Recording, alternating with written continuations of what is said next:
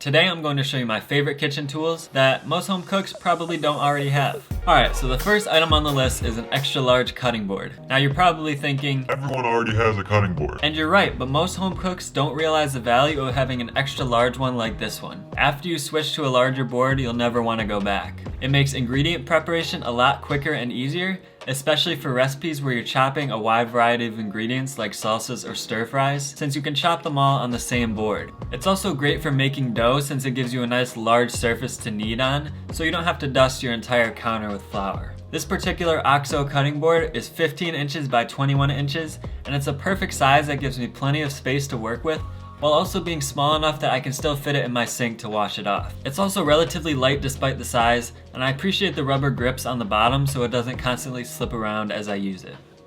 The next item is a whetstone for knife sharpening, and if you're not familiar with these, they essentially act as a fine grit sandpaper for sharpening your knives. Now, this gift isn't for everyone, but if you know someone who's into do-it-yourself projects or likes to learn new skills, then I think this gift is perfect for them. It does take a bit of time and practice to learn to properly sharpen your knives with these, but once you master it, the results are way better than any other method. You'll end up with a razor-sharp edge, and you won't wear down the blade nearly as quickly as you would with a traditional metal sharpener. I'll make a video in the future on how to use one of these, but for now I'll just link my favorite tutorial in the description below. The nice thing is that you can get an entry-level stone on Amazon that has two sides to it with different grits on each side. So it has a coarser side for doing the majority of the sharpening, and then a finer side for finishing it off. So I'll link the stone I recommend in the description below. Item number 3 is a mortar and pestle.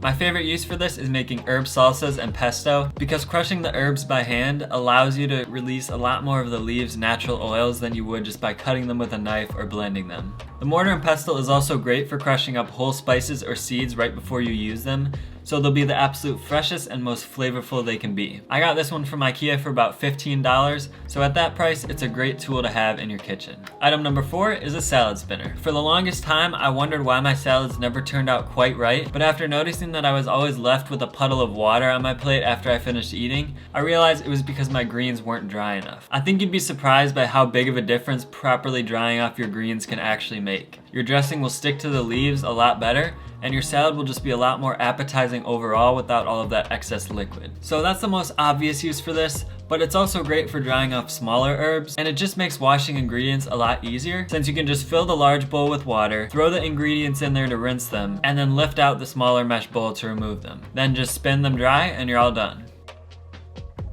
Before we continue, if you're new here, make sure to subscribe. I make recipe and tip videos to help home cooks like you take your cooking to the next level. So with that out of the way, let's continue with the list. So item number 5 is a digital scale. And I've talked about the importance of digital scales in the past, but I really can't stress how valuable it actually is. I used to dread baking because of all the measuring cups and cleanup involved, but now that I use a scale to weigh out my ingredients, baking is just so much less stressful, and I actually enjoy it now. And not to mention that using a scale is just a way more accurate way to measure your ingredients. I also use mine every single morning when I make coffee. There's really no better way when it comes to making coffee than weighing out your beans and water to get the exact ratio you're looking for. This particular scale was only about $10 to $15, and I've had it for probably 4 years now, so it's definitely well worth it. So item number 6 is another item I've mentioned in the past, and that is a small food processor. Not only is it great for making salsas and other sauces, but you can even use it to quickly bring together a dough, sort of as a cheaper and less space-consuming alternative to a stand mixer. Now, a lot of home cooks may already have one of these, but if you're like me, who for the longest time thought that I didn't need one or I wouldn't get enough use out of it, you may want to reconsider. For only about $40 for this particular model, I would definitely recommend it. Item number 7 is a pasta machine. Now, this one is still relatively new to me, but for someone who likes to make my own pasta and experiment with different recipes, this little machine makes it much easier to roll out the dough at a uniform thickness, and it saves a ton of time since you can use it to quickly cut your pasta as well. If you've ever made pasta and you don't have one of these, you know how much of a hassle it is to roll the dough out with a rolling pin. In my opinion, if you ever make pasta at home, you really just need one of these. It's not super expensive, and it's going to save you a lot of time and effort, and it'll honestly motivate you to make pasta from scratch more often because it won't seem like as daunting of a task. So if you know someone who likes to make their own pasta and doesn't already have one of these, then this would be a great gift for them.